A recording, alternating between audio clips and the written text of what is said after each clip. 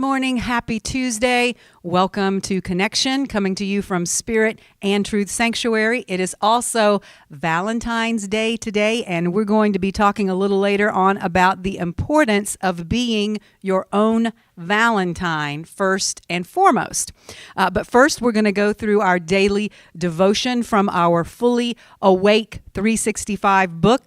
And as always, we will open our hearts and prepare our minds for the teaching today by saying together the prayer of surrender. Spirit of truth, carry me where you will. Bring to me what you will. Take from me what you will. Awaken in me what you will. The Christ man is around me. The Christ mind is in me. The Christ power flows through me. And the Christ mystery exists as me. I believe it, I perceive it, and now I receive it. I am surrendered. Amen.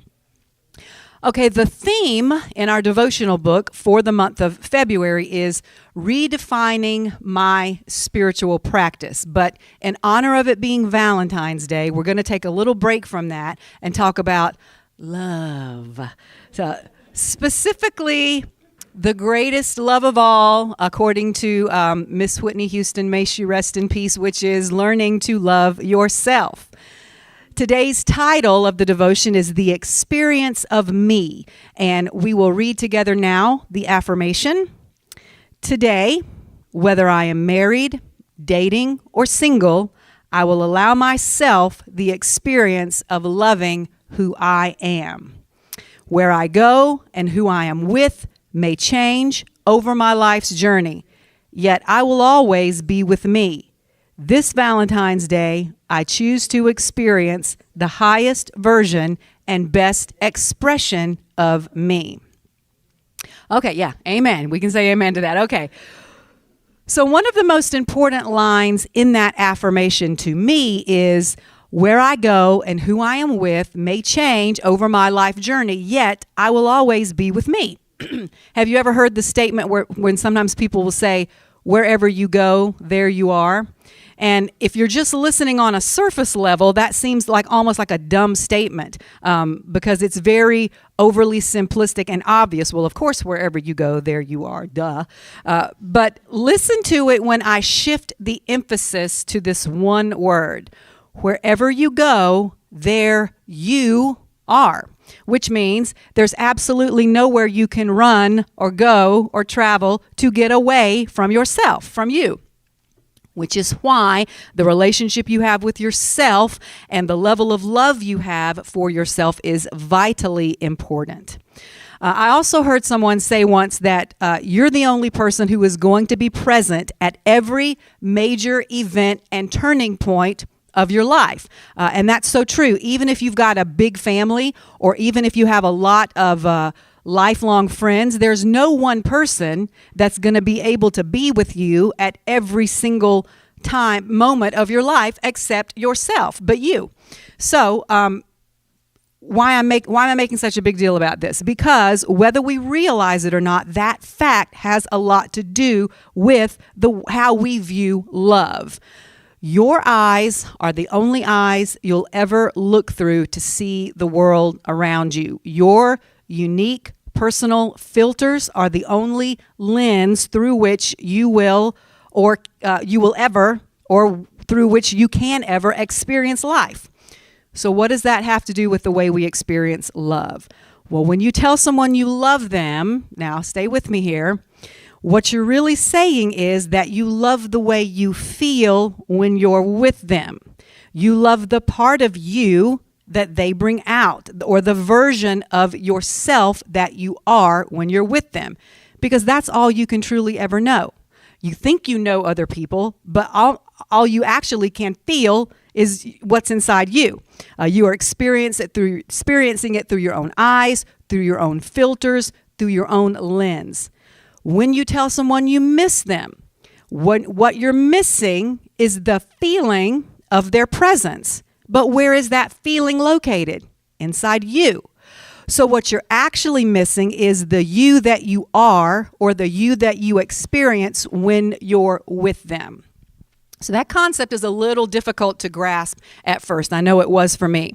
But once you get it, a lot of things become clear and you realize just why loving yourself is actually the greatest love of all. Because if you can be the highest and best version of yourself and be okay with that, all by yourself, then all the other relationships in your life, number one, they'll just fall into place. And number two, those will just be the icing on the cake. Okay, so if you're good with you, then everybody else that's good with you is just icing on top of the cake. Now, we could go into it a little deeper philosophically and say that because we're all one, because we're all connected on some level, that everyone you love is just an extension or an expression of loving yourself. We could go there. That works too. But to keep it simple, let's just focus today on loving ourselves first and foremost, because when that love is in place, like I said, all other relationships you have will automatically fall into place as well. So the body of the devotion in the book today ends with this. This Valentine's Day, fall in love with someone, with Paris, with an elegant restaurant, or earlier on it mentioned falling in love with the idea of love, which is also fun. But most of all, fall in love with yourself, the one and only constant in your life that will never leave you. All right, so let's say our ending prayer together now. Manifest love. On this day, I pray to fall in love with the divine, perfect, beautiful creature you breathed into existence. I have fallen in love with me, and I will never fall out. Amen. Happy Valentine's Day. Mwah. All right, the reason I did that was because I wanted to give Brandy, my sister-in-law, a good edit point, because she takes these devotions and she just does this part and puts them online. So I wanted to give a good little ending. So now we're going to continue on, though. So first of all, I want to welcome Alita is back with us today. Yay, Alita. And we have a new, he is not new, he's not a visitor, but he's new to Tuesday morning. Lardien, welcome. And I think everybody else is pretty much a regular. So, all right. So that was a great devotion. That was a great beginning to today's teaching on Valentine's Day. And we're going to continue on in that vein with a teaching I'm calling Be Your Own Valentine. I'm going to start by reading some pieces from previous teachings I have given on the subject of love, and then move to some excerpts from a wonderful new book I have just gotten and begun reading called How to Be Loving by a woman named Danielle Laporte, whose name you might recognize as the woman who wrote part of the opening prayer that we used for all of last year to begin the service with. She's the one that wrote part of that. So the information I'll be reading and commenting on, of course, as I always do from her, actually does tie back into our monthly theme of redefining my spiritual practice, because she defines what spirituality is to her and what it has to do with love. So let's get started. The first thing I want to talk about are some common misconceptions many of us have about what love is that we have learned from our culture. This is from a teaching I gave several years back called Love Means Never Having to Say You're Sorry and Other Lies. And I began that teaching by reading you a whole list of these old wives' tales or urban legends and asking how many of them you were familiar with or had heard, or maybe some of you even believed. And that'll be an important detail a little later on. And then I talked about some song lyrics that I had recently heard that went like this. It says, to love me, I needed to lose you to find me. To love me, I needed to hate you to love me. And I remember thinking when I heard that song, that is a truly awful message. It reminded me of a line from one of my favorite movies. Everybody in here will probably be old enough to remember it, except possibly you, Lardian. It was a movie that came out in the 70s called What's Up, Doc? Does anybody remember that, with Barbara Streisand and Ryan O'Neal? It's one of my favorite movies ever. And at the end of that movie, they did a really cute thing. And I've told you this story before, but that movie, What's Up, Doc, came out in 1972. But 2 years earlier, in 1970, Ryan O'Neal had starred in a movie called Love Story with Ally McGraw. I know you know what I'm talking about, Allison. And it was a tearjerker. It was a tearjerker movie. It had been nominated for Best Picture in 1971, as well as both Ryan O'Neal and Ally McGraw had been nominated for Best Actor and Best Actress. And I think it won the Oscar for Best Musical Score, even though it did not win. But even though it didn't win Best Picture, it was hugely successful commercially. So it was about this young couple who falls in love and gets married, and then the wife is diagnosed with terminal cancer. And the big scene that everyone remembers is when he's looking for her and running down the street with the Oscar-winning music playing in the background. You know that, how do I begin to tell the story? Da, da, da, da. So, and he's crying. And so he finally finds her sitting on the steps of the front porch, and she's crying. And I don't remember the exact context, but they must have had an argument, because he apologizes to her, and she very dramatically, through her sobs, says, "Love means never having to say you're sorry." And so that line in the movie kind of stuck into the lexicon of pop culture from then on. So that movie came out in 1970. It was nominated for a bunch of Oscars the next year in 1971. Then the following year in 1972 is when he made this movie with Barbara Streisand called What's Up, Doc? That was a comedy. It was the total other extreme from Love Story. So at the end, they kind of did a play on that movie, though, because they were in a plane together. And again, I don't remember what happened, but he leans back to her. No. She says it to him. She says something, and he apologizes to her for something. And she kind of, it's very obvious, a spoof on the movie. She kind of bats her eyes and says, "Love means never having to say you're sorry." And so he pauses for a minute, and then he says, "That's the dumbest thing I've ever heard." And so everybody in the theater, just cracks up, because that was the big line from his ever. So when I said all that to say, when I heard these song lyrics, I needed to lose you to find me, and I needed to hate you to love me, I said to myself, that's the dumbest, most unenlightened, unevolved thing I have ever heard. But just like the old wives' tales and myths and legends, a lot of people believe that. In order to believe that, however, you have to look at life as what's called a zero-sum game, as we've discussed before, the definition of which is a situation in which one person's gain is equivalent to another's loss. Or in other words, in order for someone to win, somebody else has to lose.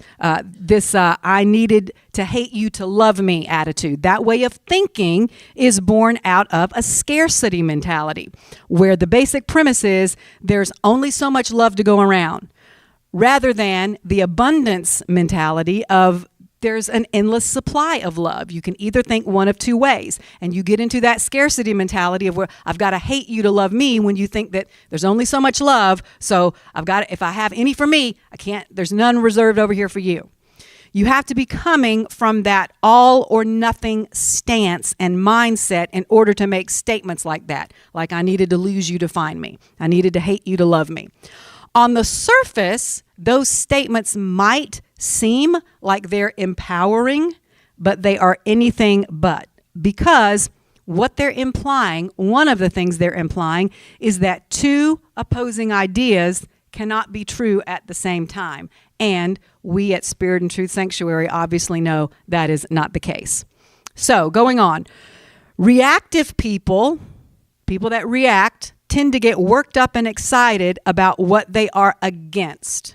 They love to push back against things. This is the dualistic, zero-sum mindset of hating you to love me. Dualistic thinking is all about reacting, okay? And that's down here on the lowest level of consciousness we can live on. Creative people, on the other hand, people who believe that they are made in God's image and are creative like God, are passionate about the things they love, okay? They love to promote things they believe in: art, music, serving others. When people approach them with negativity, they can more easily ignore it because they just don't have the time or energy to react. They're too busy loving and creating. Reactive people condemn those who do not believe exactly as they do. Creative people say, as Jesus the Christ said, "If you're not against me, you're for me." So that's more inclusive. Reactive people are exclusive. If you don't believe like me, you're wrong. Creative people are inclusive. There's a story in the Bible in Luke chapter 9 where John said to Jesus, "Master, we saw someone casting out demons in your name, and we forbade him because he does not follow with us." So there it is, that scarcity mentality. There's only so much demon casting out power, Jesus. And if he takes all of it, then there's not going to be any left for us. So if this guy, and just because this guy over here might not do it exactly the way we do it, then he's wrong. There's not enough room in this mentality for me to do it this way and you to do it that way. So if you don't do it exactly like me, you have to stop. I forbid you. There's not enough room in that mentality for me to love myself and love you at the same time. Therefore, I've got to choose myself over you. But what did Jesus say to him?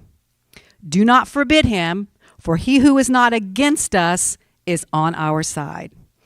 So it's always our choice whether to live and walk through the world with a scarcity mentality or with an abundance mentality. Hey, Pastor's in the back. Happy Valentine's. That's okay. That's okay. He's doing his thing. Bye-bye. All right, so that one path we can walk down is that one where we see things only one way, where we believe there is only one right way to do things, only one right answer to every question. Everything is in black and white. And the other is a more spiritually mature path of being able to hold two contrasting ideas in our mind at the same time and navigate between them with a little nuance, diplomacy, and a lot of wisdom. So, love, particularly self-love, is not a zero-sum game. That is the moral of that story. So moving on, I want to read now a short piece by Amanda Ellis, who we read from a lot, that describes what unconditional love is in a really beautiful way, which will lead us very nicely into our pieces from the book I told you about, How to Be Loving by Danielle Laporte. But first, Amanda. She says, unconditional love is the love that holds the answers to all. It's the love that can stop you in your tracks, command you to yield into a soft yet strong embrace, and wrap you in an energy of perfect peace, stillness, and support. This is love at its most powerful, its most urgent, and its most felt. None can ignore this call back to love, for it is the natural state from where you came. It is who you are in your essence, and that to which you will return. We have almost forgotten the true power of love when it is in its purest form, untainted by greed, sacrifice, judgment, or demand. We mostly play out conditional love in our relationships here on earth, seeing the imperfect in another and judging it. Yet true unconditional love is within us all, even in the one we judge so harshly. If we could only focus on the unconditional love in one another and see that seed grow, it would cancel out the growth of negativity, blame, and disharmony. For energy goes where it's directed. If you direct your energy into pure love, then you'll receive pure love. If you direct it into blame, you'll only receive more things to judge. Unconditional love is within all things in this great universe that was made from its divine sparks of radiance and perfection. It is the way shower that reminds us that all is well and nothing is ever lost. To those who wrong you, those who fight you, those who misunderstand you, Your greatest weapon is not force or retribution, but love, love, love. Unconditional love steadies the heart, nourishes the soul, and cares for all your wounds and battle scars. Nothing is stronger than unconditional love. It shows compassion where it is needed, gives strength when times are tough, and provides comfort to all who seek it. Unconditional love is not weak. On the contrary, it is the greatest force in the universe. Now, time out before I go on. That's the end of Miss Amanda's information. Thank you, Miss Amanda. But I start my day, every day I start my day by, that's the first thing that comes out of my mouth aloud. I say, love is the greatest force in the universe. And then I go on to all my other, but that's what I base everything in my life on. The fact that I believe love is the greatest force in the universe. Okay, so that was a beautiful piece of writing by Amanda, as well as the ones we're going to read now from Danielle Laporte. Remember I said earlier that the piece I'm going to read from her kind of ties together the theme we have for today, which is love, and the theme for the month of February, according to our devotional, which is redefining our spiritual practice. So here it is. Here's that part. And I, of course, will insert some of my own comments along the way, as I always do. But I want to read this in her words because I just love her style. If you don't follow her anywhere, I just love this woman. I believe she lives in Canada, but her name is Danielle Laporte, and I really do love her stuff and highly recommend her books and things. So even though I haven't read the whole book yet, I've read the first chapter and the last chapter, and if the whole book is anything like those chapters, it's great. And as I said, I've listened to enough of her podcasts and YouTube videos that I know she's the real deal. So the first chapter she calls Journey to the Center of Your Heart. And this, she says, spirituality is the practice of thinking with love. I love that. It's so simple. That's just spirituality is the process of thinking with love. Your heart is open all of the time, actually. You can't ever close your heart, no matter what. We only think we open or close our hearts. Our mind manufactures thoughts that veil our loving awareness, like clouds floating through the sky. Some happiness billows by. There goes a wisp of concern, a rain cloud of worry, starry ideas. These clouds of emotion, thought, and pure inspiration are naturally coming and going all the time. And all the while, there's the sky itself accommodating absolutely all of it in its vastness. The sky is pure being, always allowing and expanding. The sky doesn't ever constrict or close. It can only ever be the sky, discovering more of its skyness. The same is true of your heart, your true loving nature. It's always present, always opening to more of itself. No amount of thinking can alter your true loving nature. Just as no individual weather pattern can swallow the sky, there's no emotional pattern that can affect your divinity. There are just thought formations passing through the limitless, luminous space that is your heart. Okay, time out. Remember we talked about this a couple of weeks ago when we were talking about the fact that our inner being, our higher self, that part of us that is divine, is never afraid. It's never offended. It's never hurt. It's always calm and steady, and even because it is grounded in and made from pure love, unconditional love. Back to Danielle. So we don't close our hearts to one another, to ourselves, or to things that happen. We just shut down our minds like closing blackout curtains on the sun. Spirituality is really just the practice of open-mindedness, of intentionally not putting blocks up to life. When we open our minds, we keep finding more and more of this incredible heart energy, eternally patient and endlessly vibrant. Enlightenment is when we allow our mind to fan out so wide that it dissolves into unbounded loving awareness. We go from thinking to pure being. In the sky of the heart, there aren't any walls of identity to get in the way of unity. Okay, time out again. So what does my brother always say? When we walk into Spirit and Truth Sanctuary, which we should live this way always, but especially this is the place where when we walk into Spirit and Truth Sanctuary, we leave our labels at the door. Because we are only our race, our gender, our sexual orientation, our career, whatever it is, whatever other labels we have, we're only that for just a little while. And that's never who we really are at our core anyway. So all of these identities, which she describes as walls that get in the way of our unity or of our oneness, are just temporary. She goes on, the heart's wisdom blows personality constructs to stardust, and it lays the true reality bare. In the center of the heart, everything is seen for what it is, and it's all welcomed, all of it.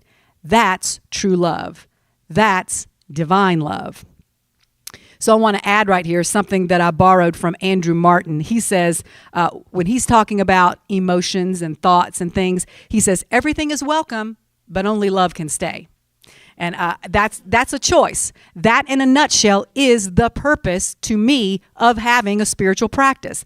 What Danielle is saying is that our heart is always open and welcoming and accepting. We consider everything. We resist nothing.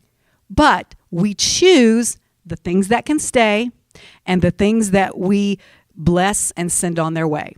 Because we can tell when we look at it through the lens of love, which things, like I was talking about Sunday, my brother hates when I say that. He says, say Sunday. You sound so Southern when you say Sunday. But it's like I was saying Sunday, that we get to choose what things we keep because they are part of our most productive path forward. So, yes, everything is welcome to come into the awareness of our heart, to float across the sky, but only things that are loving in nature can stay. And we are the decider of which things stay and which things do not. Back to Danielle. When we're curious about and committed to loving, we think very differently. Rather than thoughts that act as love blockades, more unifying thoughts rise up from our intention to love. We don't have to go looking for higher thoughts outside ourselves. We just have to be still often enough to realize that we're part of something infinitely creative and inclusive.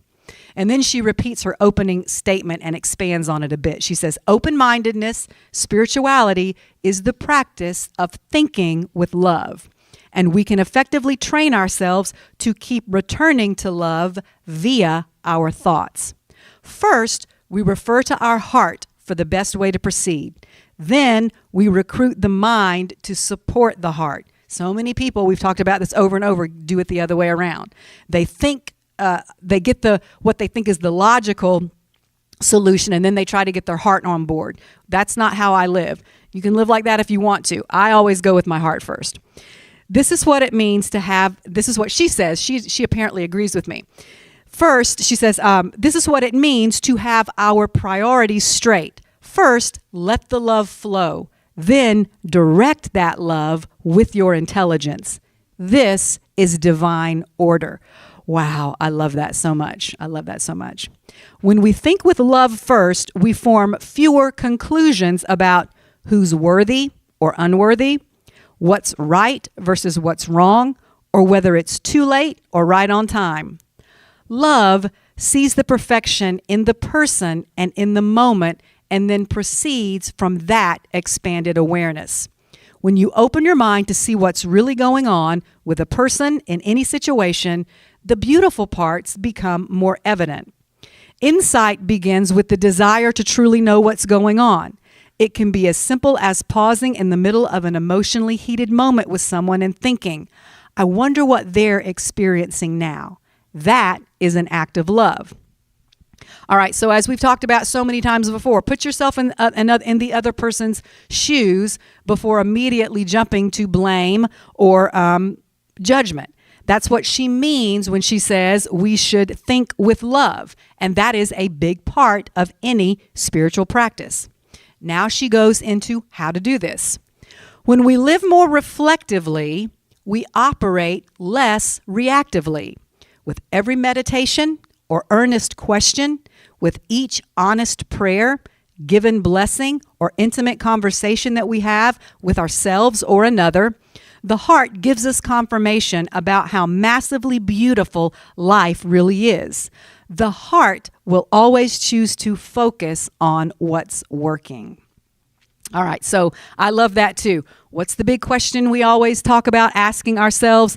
Is it working for you? It's not so much whether it's right or wrong, whether it's good or bad. Does it fit into this dogma or that philosophy? Is it working for you or isn't it? Your heart always knows the answer to this and will gravitate toward what works. But many of us, she says, aren't raised to live very reflective lives, and our productivity-obsessed culture won't stand for it. Instead of reflection, receptivity, and responsiveness, we tie ourselves to a looping track of reactiveness, and then we mostly sleepwalk through our days until we inevitably get hammered by some painful occurrence, and only then do we wake up to glimpse a higher purpose. And if we don't then dedicate our lives to that higher purpose, to love, then we'll probably doze off again until the next bout of hard-to-bear discomfort or loss arrives. We think we're really smart with our strategies for status and self-preservation, but running from love while looking out for number one is a high form of foolishness, because unconditional love is what we all want and need most. When you get still and take the time to consider how beautiful life really is, you'll have more compassion and acceptance for the ugliness and the chaos. Your stillness will increase your capacity for holding the dichotomies and paradoxes of your life, or, like we said earlier, for two contrasting things to be true at the same time. And then it will become more apparent to you that we are all participating in an ongoing miracle. We will awaken to the true reality because we will realize it has never been outside of us. It's only a loving gaze that can see the truth clearly. It takes practice, but if you become still more often and look inward, you will see that your heart is as big and as open and as eternal as the sky. So that's the end of chapter 1, which I thought was really, really beautiful. So we're going to end today with some excerpts from the last chapter of her book, which is called Focus Forward. I was saying to actually Lardian on Sunday morning, we talked a little bit that my husband often will say, you usually find what you're looking for. And now I really thought about what that means and if it's true. And I've come up with two possible reasons that's true. The first is that we are naturally creative beings, and we're always manifesting with our thoughts. So it would just make sense that if you're continually looking for a particular thing, you're going to find it. The universe is going to send you evidence because you're creative. You're going to sometimes, you've ever seen people that, they say you made a mountain out of a molehill. It's like it wasn't a big deal, but now you've made it a big deal because you just kept focusing on it. So you will actually create the evidence to back up whatever it is you believe to be true, or you will attract those circumstances to you that you keep thinking are going to happen. Now, so that's one reason that I think that might be true. The second reason is that you only see those things that you are focusing on. That's how our mind works. That's why we talk about the fact that the Bible reveals what kind of person you are, because it's absolutely full of contradictions. So people largely see in the Bible what they're drawn to. Judgmental people focus on the parts about sin and judgment. People with self-esteem issues focus on the parts about us being unworthy, sinful wretches. Loving, open-hearted people are drawn to all the verses about mercy and kindness. Simply put, again, we usually find what we're looking for. And in this chapter, Danielle Laporte is encouraging us as part of our spiritual practice to look for love and beauty as much as we possibly can. But sometimes, she warns, it takes a minute to show up, okay? That's the other side of the coin. I always like to talk about the other side of the coin. So she says, always see the beauty. Begin to focus on the beauty of any situation, and you know what will happen? Some ugliness and chaos are going to show up for your attention, like moths to the flame. Relax into peace, and you know what you can expect at first? Your mind noise getting more shrill. When you first commit to choosing joy, old sorrows might surface. The swing between the higher states of being and old memories is a cycle of purification. All right, we talked about that again on Sunday. You've got to go through this process of purification so that your channel will remain clear. But this is how progress happens. The pendulum of awareness sweeps between our luminosity and our density. We are being trained or are training ourselves to become more steady in our heart. It can be wearisome for sure, but eventually we will have swept out enough closeted skeletons and energy blocks that will find some calm. In this clearer space, the reactivity of the subconscious won't be as extreme, and there will be less sweeping and more inner peace. It's just like cleaning your house. If it's really, really dirty, you gotta do a little bit of sweeping first, but eventually you'll get down to the clean, to the pure. All right, she says, dancers stay balanced by fixing their eyes on one focal point. Likewise, in life, a steady intention allows for optimal flexibility. In the waves of change, let the light of your heart be the focal point. Your heart will notice what we all have in common. Focus on that. Your heart will show you a more beautiful vision of the future. Focus on that. Your heart will show you what you need to be grateful for. Focus on that. We do not need to focus on fixing ourselves. And I'm going to add to that, or anybody else. As we focus on living from our heart's center, from love, anything that's not in alignment with love will fall away.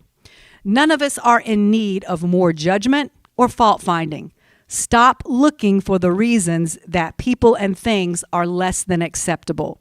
Focus on celebrating rather than critiquing. What we are all in need of is more loving kindness. And when that begins to flow, anything that's out of sorts will naturally come into balance. What we focus on grows. So focus on love at all times. Here's a simple guiding question to ask yourself every day. How can all beings be happy and free? And what's my personal contribution to that? I can start with the golden rule, doing to others as I would have done unto me, which leads us into the unified field of love, where we understand that the other is also me.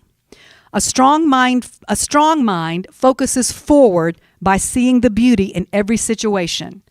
Always be seeing the beauty. Ephesians 5:13. Everything exposed by the light becomes visible, and everything that is illuminated becomes a light. All right, I'm going to add this. So here's an example of that. Even darkness. When you walk into a dark room and you turn a light on, or you light a candle or a match or something, what happens to the darkness? It's not itself anymore. It is no longer darkness. It becomes, everything that you bring the light to becomes illuminated and is no longer dark. When you can find the beauty in the ugly, you change the ugly into the beautiful. This is deep light work and requires diligence. The people or situations that repulse you, create a loving thought about them, such as, we're all from the same source. If there is agony in your body or mind, can you find one beautiful aspect of what you're going through? Maybe it's that you're slowing down, or that you're more aware of your body and what's going on in it. Switch the thought that spots the reason to be upset or repulsed, and focus on the sweet in the bittersweet. There is always light in the midst of darkness. Look for it. When you can identify the beautiful in the ugly, what once appeared undesirable is now transformed into something that belongs, and you have made love real. And from here, you can create a more beautiful future. Being a warrior of light isn't as much about fighting the darkness as it is about focusing on love while ignorance is trying to distract you. Keep giving yourself the love it requires every day by developing the practice of loving kindness. That's the healing methodology we're all looking for. While you're creating a beautiful vision of the future by answering the question, how can all beings be happy and free? Don't forget to include yourself. Or, as our title today says, be your own Valentine. Be your own best friend. Be your own biggest fan, best supporter. And once you have mastered that, loving yourself, that love will spread to everyone around you. So this is how she ends the book. She says, hopelessness feeds the purveyors of division and doom. Don't go there. Faith is fueled by community. Sorry. So, what do we do in community? She says, look into the eyes of the person or the animal, if you're an animal lover, that's right next to you with the intention of seeing their light. And you will find it everywhere because, this is me, you usually find what you're looking for. She says, let's stick together and hold hands every step of the way. Always with love, Danielle. And that's the way she signs the book at the end. So I believe that was the perfect message for Valentine's Day today. Do you agree? Yes? Amen. So let's stand, and we're going to end with our song that we have started this year ending with. Mom's not here to play it, but you got a microphone, Benny? Good. Okay. So let me see if I can pitch it. Blessed always, blessed always, for the arms of God surround us. Let our joy be so triumphant that we rest in God and say amen. And I would repeat it, but I had to swallow. Okay, for those of you online, please join us tomorrow night at 6:30 online for our continuing study series, Eckhart Tolle's A New Earth. Friday morning at 7 a.m., we'll be on Zoom for our devotional, and we will also see you either online or in person this coming Sunday. I love you. Be at peace. Happy Valentine's Day. Bye.